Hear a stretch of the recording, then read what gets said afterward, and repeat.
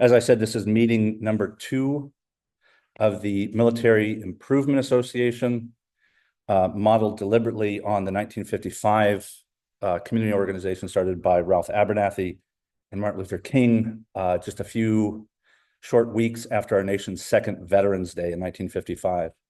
Martin and Ralph obviously spent 9 years working toward the 1964 Civil Rights Act, which was 60 years ago this year.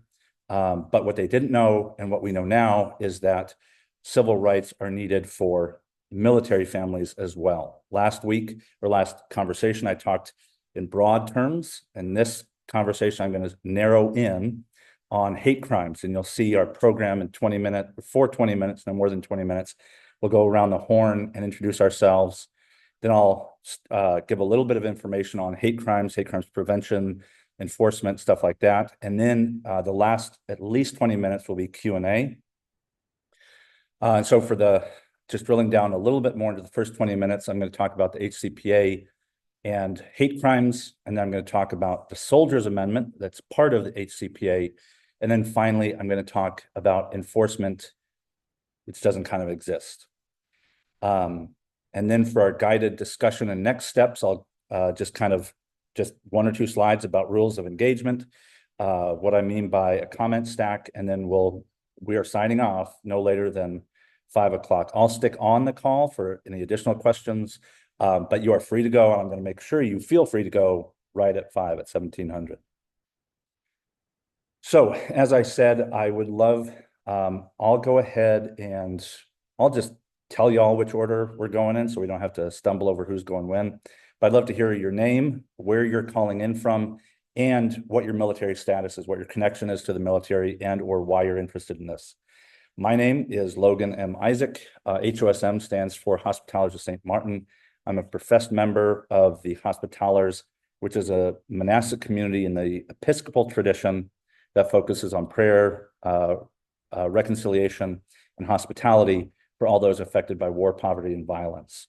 I'm calling from Albany, Oregon, and I was in the United States Army from 2000 to 2006. I was a paratrooper and artilleryman, and I deployed for OIF-2 before I got out as a non-combatant conscientious objector, and went on to seminary and began to discover all the things I wanted to do. Just looking at our participants list, Karina, I'm going to ask you to unmute, and if you'd feel comfortable introducing yourself, we'll go after Karina, we'll go to Eric. Thank you for having me here. My name is Karina Perez Garopa. I'm currently in Kaiser, and I'm not in the military, have no military background. I'm just here to learn more on behalf of Senator Wyden's office. Thank you. Awesome. Thanks, Karina. And we met when Senator Wyden had his town hall here in Albany. Eric, if you can hear us, if you would unmute and introduce yourself. All righty. My name is Eric Davis. I am the Veteran Affairs Constituent Services representative for Senator Wyden. I work out of the Portland office.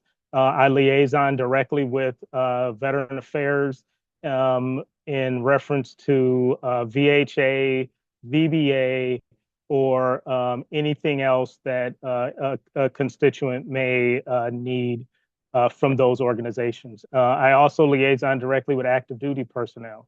So I talk directly to the Pentagon or the Department of the Navy, Department of the Army, et cetera. If a constituent has an issue such as not getting a DD-214, or if a person isn't receiving the care on active duty or as a veteran that they deserve, I liaison directly with the VHA or with Army Hospital or with the Education Authority in reference to Chapter 13, I think it's the Chapter 35, education benefits. That's something that I can look into directly.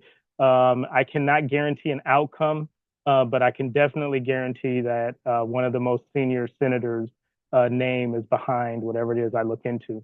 My experience, I did 24 years in the Army. I was a airborne ranger type guy, infantry. Infantry guy that retired from Fort Campbell after 24 years, retired a sergeant major. class 62 of the Sergeant Major's Academy. So, yep, there we go. Nice. Thank you, Eric. Yep. Jeremy, if you'd be able to unmute and introduce yourself.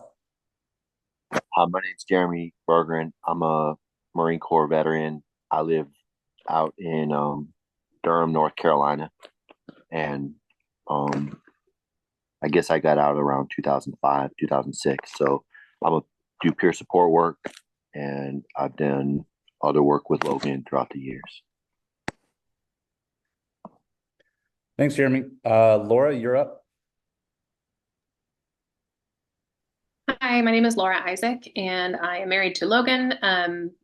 As far as personal connection to the military, my grandfather was in the Army, and I'm a military spouse, civilian ally. And then in my vocational work, I'm a hospital chaplain in the Samaritan Health System here in the Valley. I'm primarily based in Lebanon, Samaritan Lebanon Community Hospital. We're right across the street from the veterans' home, so we do get a lot of vets coming in the hospital. So I'm able to serve alongside vets here in my work. And I think that's it. Yeah. Oh, and can I add one more thing?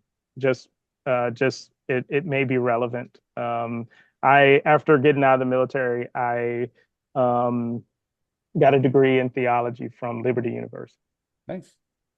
And I worked in ministry for about 5 years after I got out of the military. I worked in ministry overseas before moving back to the States. Interesting. That's cool. Tim, I think that means you're next.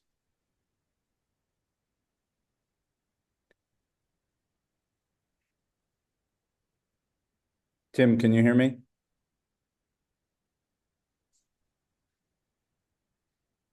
Tim, I'm going to move on to Weldon. Weldon, would you unmute and introduce yourself? Hi, everyone. I'm Weldon Nicely. I'm from Seattle, but currently in Boise, Idaho, where I am an interim pastor. I have not been in the military.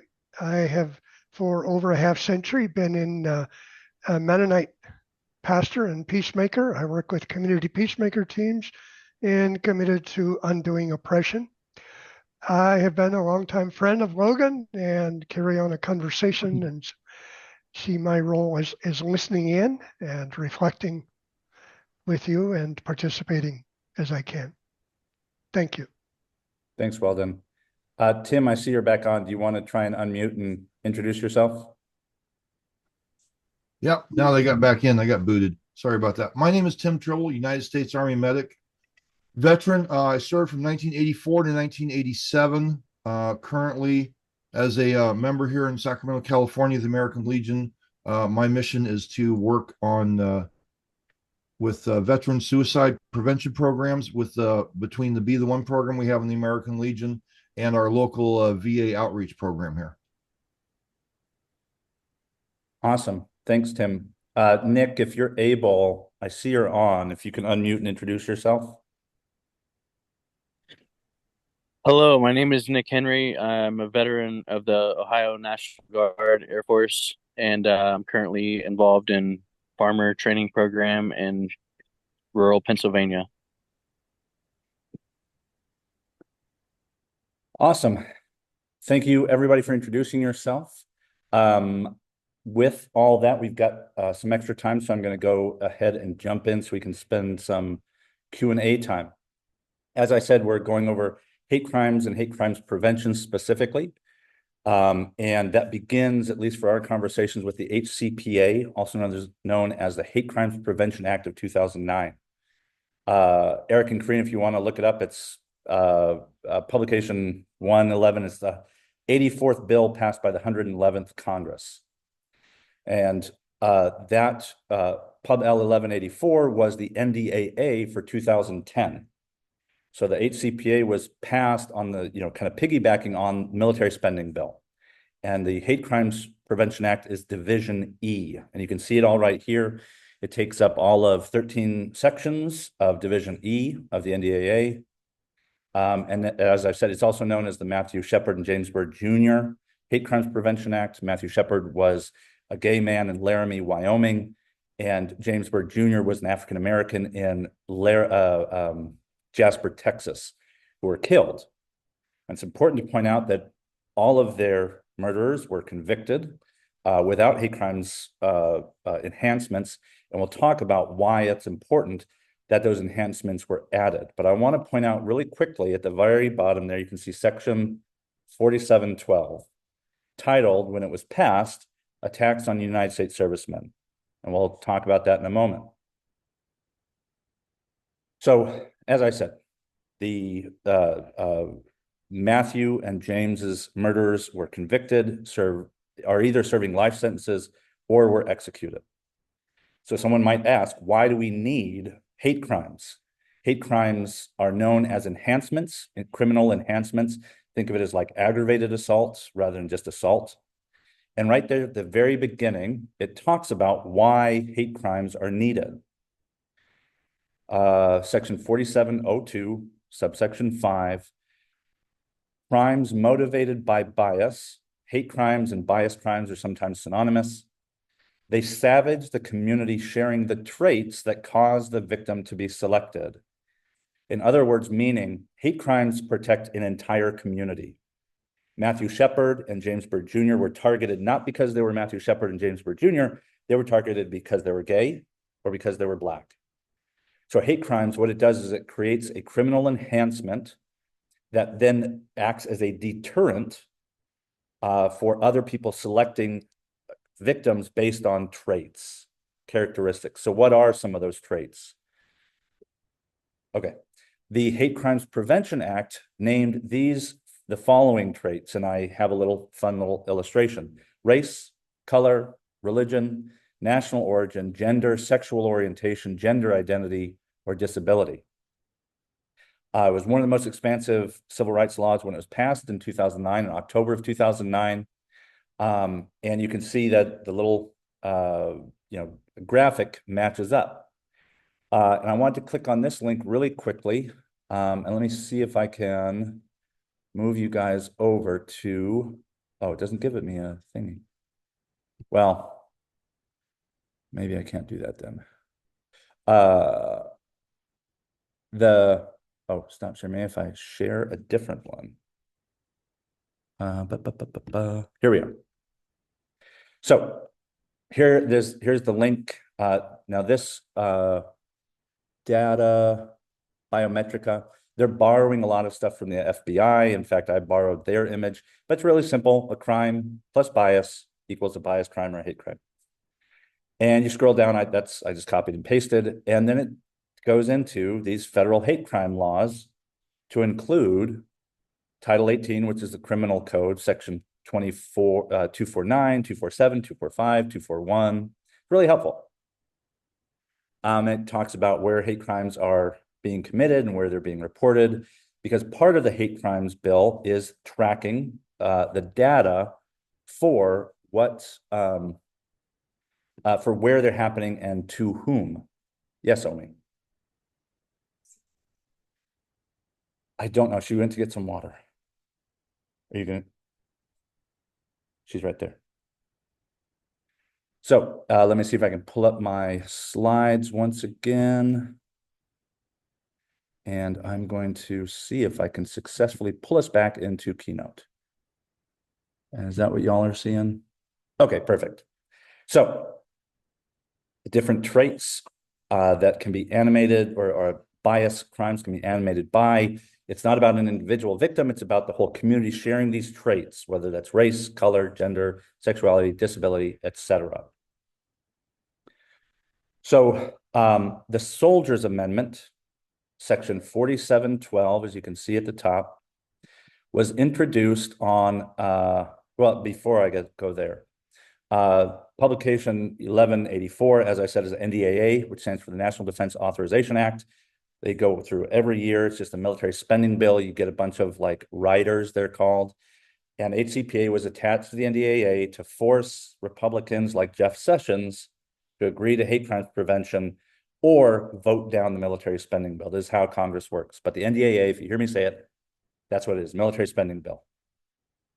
So On July 20th, 2009, Jeff Sessions introduces what he calls the Soldiers Amendment. And you can see it there in yellow. And you can, I've screenshotted this from the .gov, PDF of the congressional record. And when he's called upon to introduce his amendment, it's Amendment 1616, on July 20th, 2009, he begins by saying, this amendment here in blue would create a federal crime which puts members of the U.S. military on equal footing with other protected classes. At the time, he was a Judiciary Committee ranking member, the highest ranking Republican on the Judiciary Committee for the 111th Congress. He was also an Army officer. And he introduces it, I won't get into why, but he introduces it. And when he does, the amendment that he introduced, 1616, to this day hasn't been changed. It still remains essentially the exact same as when it was voted on in July of 2009. And when it was voted on, there were, there we go.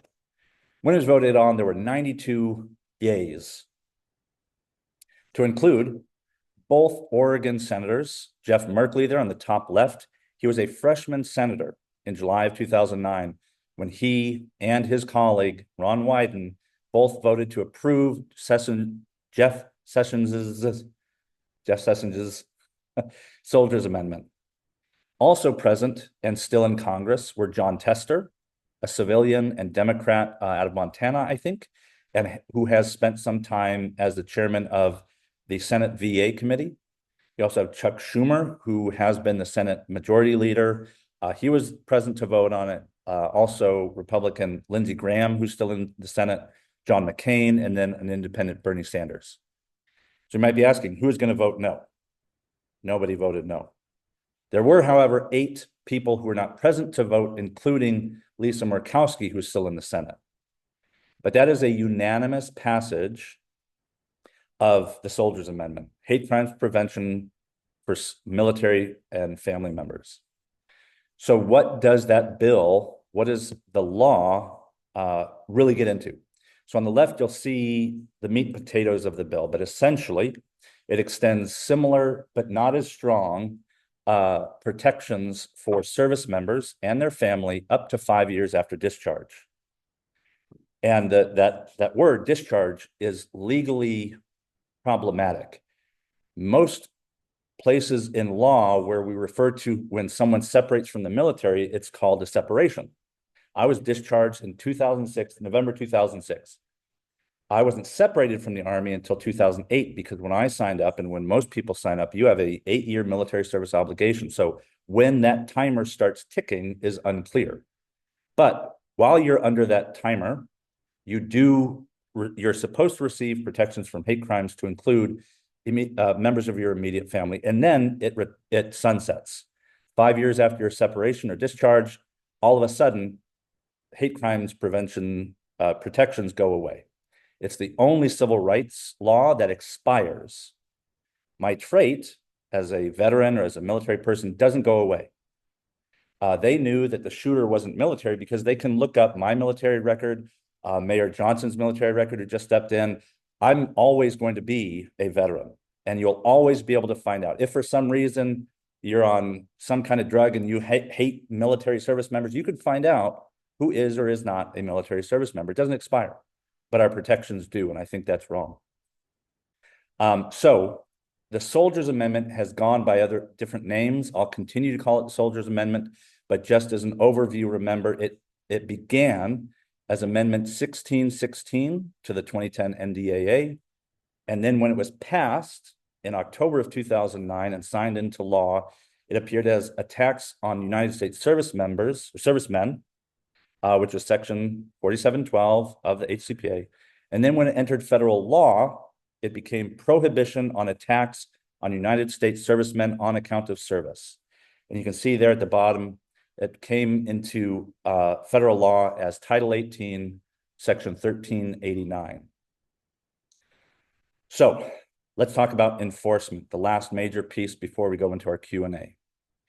Title 18, as I said earlier, is the criminal code of the federal law, Section 1389. Again, exact same as Amendment 16 in July of 2009. And as I said, it requires some tracking. So we have a bunch of names, and we don't. I agree with the impulse to not repeat perpetrators' names, not to give them any more recognition than they absolutely need. And frankly, I want to remember the victims, and I want to remember their names. And so we have Antonio Martinez, Mufid Elfki, the Edmondses, Abdelkader, McNeil, Travis Martin. Wait, nope. Checks notes. No, these are all the perpetrators. In Baltimore, in 2010, Antonio Martinez was charged with attempted murder of federal officers and employees. Title 18, Section 1114, not 1389. What Martinez did was plan an attack on a military recruiting station in Catonsville, Maryland, right outside Baltimore. They intercepted, the FBI found out, they intercepted, and they arrested him before he could carry it out. Mufid Elfki was a New York City pizza shop owner who, in 2013, acquired a firearm and a silencer and made plans to assassinate his regulars who were returning from deployment in the Middle East. The Edmonds cousins, the elder Edmonds, Hassan,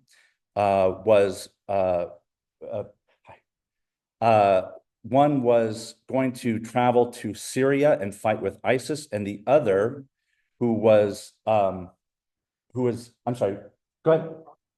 I'm the security guard here, and I want to know if there's more people going to be showing up in here. I don't think so. I think Mayor Johnson was the last in person. Okay. They're mostly online, yeah. But everybody else is online. Mostly, yeah. Okay. Thanks. Thank you. Edmonds, one was the older gentleman was going to go off to ISIS and fight in Syria and help his cousin then infiltrate his own Illinois National Guard armory and attack soldiers in uniform disguised as his older cousin. That was outside Chicago in 2014. Abdelkader in 2015 in Cincinnati made a detailed plan to break into a soldier's home, execute his wife, his child, behead them while filming them, and then go blow himself up at a military police station in Cincinnati. In 2016, Terrence McNeil communicated threats of injury across state lines by publishing images, pictures, personal names, addresses of service members, over 100 service members, and said, kill them all. And he did this over 9 times, I think. McNeil was the only one of these that was initially charged with Section 1389, but that was dropped after the initial complaint was filed and he was indicted.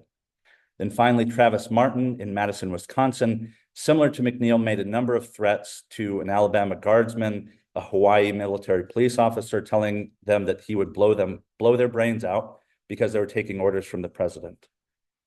None of these cases, these are all United States v. Martinez, Elfki, Edmonds, none of them were charged under 1389. So that means all of the victims who remain anonymous because of court seals, they've got their protections, but Laura and myself and our kids, we don't have protections. Hate crimes prevention is not being enforced. It has never been enforced in the 15 years since it was passed. And maybe that could be because domestic terrorism convictions are easier to acquire. Convictions are easier to acquire under domestic terrorism. But the KKK was a domestic terrorist group. There's no rational reason that Section 1389 is not being used. And by not using it, my civil rights are not being enforced. The DOJ is doing even slightly worse an effort than not enforcing it. They have a website for service members and veterans called the Service Members and Veterans Initiative. Nowhere on there do they mention Section 1389, although it is in their jurisdiction. If for some reason I felt that my family was being targeted for a biased crime, I can't report it. The DOJ does not provide the means to report. It has never provided guidance for its subordinate agencies like the FBI to report or guidance on how to enforce it. It almost doesn't exist. So in 2019, I worked with David Trone when my family was living in Maryland. And David Trone managed to write up a dear colleague letter, a congressional inquiry to FBI Director Christopher Wray, who's still serving as the FBI Director, and then AG Attorney General William Barr. And David Trone and 5 other congressmen and women asked the DOJ officials, why aren't you enforcing them? Why aren't you tracking them? It's right here in law. And I won't let anybody guess what Wray and Barr said, because they didn't even acknowledge the inquiry. Not behind closed doors, not in direct channels to Trone, nothing. Christopher Wray, as I said, is still serving as the FBI Director. And with Senator Wyden's help, hopefully, maybe we can now craft a new inquiry from the Senate instead of just the House. Maybe the FBI doesn't care about the House. I don't know. But this is not the way our government's supposed to work. It's supposed to protect not just the least, but those who are fighting for our rights should be getting the rights that they are shedding blood, sweat, and tears for. And just in case you thought that the DOJ is the only problem with hate crimes, it extends into the United States Commission on Civil Rights. Shortly before Trone sent that letter out, the United States Commission on Civil Rights published a 10-year anniversary review of HCPA named In the Name of Hate, examining the federal government's role in responding to hate crimes. They published this 2 days after Veterans Day. I was on a phone call, a Zoom call like this, with the USCCR and 1 or 2 commissioners and several kind of other folks. And I raised my Zoom hand to ask a question, but they caught on that I was asking questions, and they cut the Zoom call off 20 minutes early and never called on me. And they did that, I think, because they knew that I knew that they left out an entire section of HCPA. If you want to do a report on HCPA, you'd think you'd read the whole thing, section 4701 to 4713. 4712, service attacks on servicemen, remained completely off their radar. And instead of correct themselves or, some kind of mea culpa, they've remained silent. That whoever was, and Laura and I actually knew someone who served under one of the commissioners as a legal assistant, and it was uncomfortable knowing that this person knew I was asking these questions and didn't have enough pull to get the commissioners to recognize that service members not only needed these rights have been infringed on multiple occasions before 2019, but they did not care or did not know or didn't do their job enough to enforce an entire section of the HCPA. It's like it doesn't matter, it doesn't exist. I've said it elsewhere that service members are made invisible. They are, they're given a ticket home as soon as they're discharged, and they're forgotten about. And a lot of these, like the HCPA, like the Soldiers Amendment, these are afterthoughts. These are not, let's do a civil rights thing for military personnel. Let's just throw them on there as political brownie points or political pawns. And then, because there is no real thought behind it, there's no real enforcement when it becomes law. So it's not just the DOJ, it's also the USCCR, and I'm going to remain focused on hate crimes, not employment. We're going to talk about employment next conversation on September 5th. September 5th will be the next first Thursday on Zoom here again, same time, same Zoom, but about employment. For now, before we get into our guided discussion, I'd like to propose that there are some next steps. Congress can make good on the HCPA intent by formalizing protected class status for military families. And that sounds much easier than it really is. Protected classes in different places of law. Mayor Johnson is saying it's hard, and it's not like one cute little section in federal law. It's like a bunch of different things. But it's explicitly the intent of every single congressperson. 92 congressmen and women who voted to approve the Soldiers Amendment voted to approve protected class status for military families. The Justice Department could begin enforcing the law, could provide means of reporting for victims. I don't know of any other civil rights law that does that, that deprives victims of the ability to report a crime. They could provide guidance to the FBI on how to enforce it. I learned the DOJ didn't know how to do it when I made like test calls to the FBI field offices in Baltimore, Los Angeles, and Atlanta, I think, saying, hey, there's this law that applies to me, and if I had to report it, here it is. How would I go about doing that? And in 3 different cases, every single time, the special agent who picked up the phone said, I don't know. That's not acceptable. The United States Commission on Civil Rights can provide equal representation under Amendment 14 to military families by rescinding and updating this hate crimes report that omits military families, that makes military families second-class citizens not deserving of the time and resources the USCCR is congressionally mandated to provide. And then finally, state and local, by starting from the top, if it had been enforced, state and local don't need to have HCPA laws. They don't need to, because federal would supersede them. But that wouldn't stop a place like Albany and Mayor Johnson from doing ordinances, municipal codes, something to put on paper that this isn't okay. It's not the same because, you know, municipalities don't have soldiers and veterans, but states do. Oregon does. Oregon can be the first state in the union to craft a military civil rights act and get it passed. We know, I still have 8 minutes, I'm doing pretty good. We know that the national level loves to look at California, Oregon, and Washington. There's another bill in California that provided protected class status to service members and veterans. It's California Government Code 12920. I looked up the bill that created that law. There's nothing in the bill about service members. It was, again, an afterthought.